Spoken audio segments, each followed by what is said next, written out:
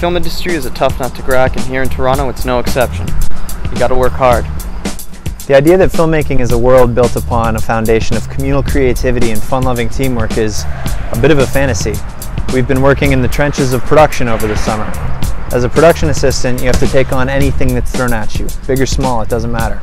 We're all trying to work our way up the ladder. Explain that, Seb. The ladder. It's at the end of every single movie you've ever watched. It's a long list of people who worked hard in order to make it happen. And we all want to be at the top. But it's a hard climb, pays you little to nothing with 22-hour days and pretty bad coffee. But what it does give you is experience. Experience necessary to take on riskier and rewarding tasks and ultimately work your way up. I want to know if I'm climbing up the right ladder. So what I decided to do is talk to someone who did what I'm doing now. Today our guest is Jason LaPeyre, an up-and-coming Canadian filmmaker who just finished writing and directing his first 2 features. Jason started out as a PA, just like myself, and worked his way up the ladder over a course of 10 years. His films explore violence, human nature, and the imagination. I'm particularly excited to talk to Jason about the grind that is the film industry, and the transition from being a student to being a working professional. How's it going? I'm sitting here with the filmmaker, director, writer, producer, Jason LaPeyre. So Jason, I understand that you've been working in the film industry for quite some time. You started at the bottom and now you're kind of at the top. Started at the bottom, now we're here.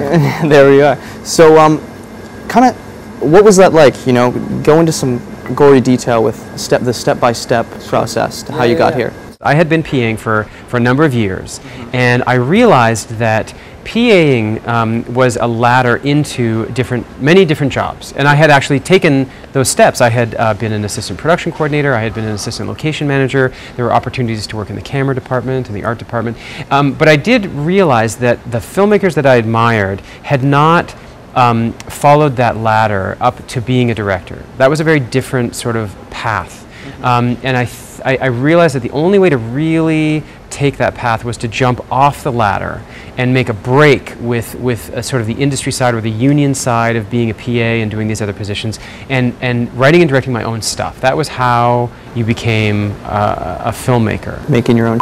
Making your own. And so a friend of mine had taught English in Japan, and it sounded like a great opportunity, and of course living in Japan, especially as somebody who's a film lover, you know, and a lover of Japanese cinema, that seemed like an incredible sort of romantic way to kind of break the chain of the PA work and go and woodshed, as it were, for like a year. And that's what I did. I taught English. It was only 8 hours a day. All of my spare time I was writing, and so while I was there I wrote 2 features and 1 short, and then my whole idea was to come back to Canada and start making my own stuff. And that's what I did. I moved to Winnipeg, I joined the Winnipeg Film Group, and I started making music videos and short films, and that's how I got an agent. And then I moved back to Toronto and started working my way towards my first feature. Boom, there it is. Yeah. So there's got to be that break. There's got to be that point in which you're just like, I just need to set it all aside and think about what I want to do in the future. And I've got to ask you, when you're making music videos and stuff, there's one that really kind of stuck out to me, and that was the music video Crystal. Oh yeah. It's like an anti-meth PSA music video. Yeah. And to me it was really weird because it was a music video that had a lot of substance, you know, and usually substance abuse. Yeah, substance abuse, and also like there's a lot of message behind it, and usually with music videos they're just, you know, nonsense. Right.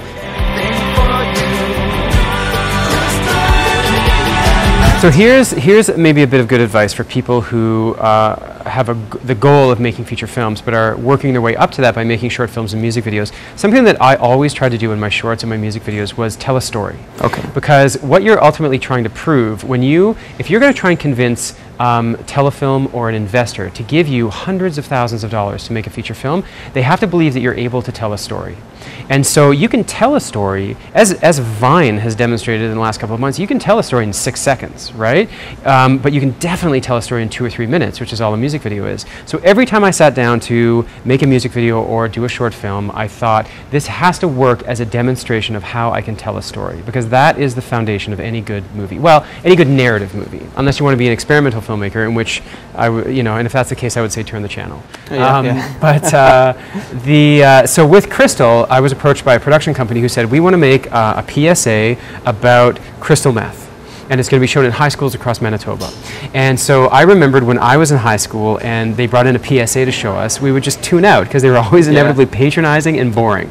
But if my teacher had come in and said, we're going to show you some torture porn, I would have been like, bring it on. So I said to the producers, let's make a torture porn PSA. And it was shortly after Hostel had kind of hit. And so the video is really a riff on Hostel, and it just incorporating this idea that you know, crystal meth sort of does to a person the same thing that you know, torture porn might do to somebody. And so the idea is that, you know, when you smoke crystal for years, it like rots your teeth and you get skin lesions, and so that was the whole idea behind it. Yeah, the drill to the rotting of the teeth was demonstrated by a drill to the mouth, and it was very effective in the fact that I don't ever want to do meth.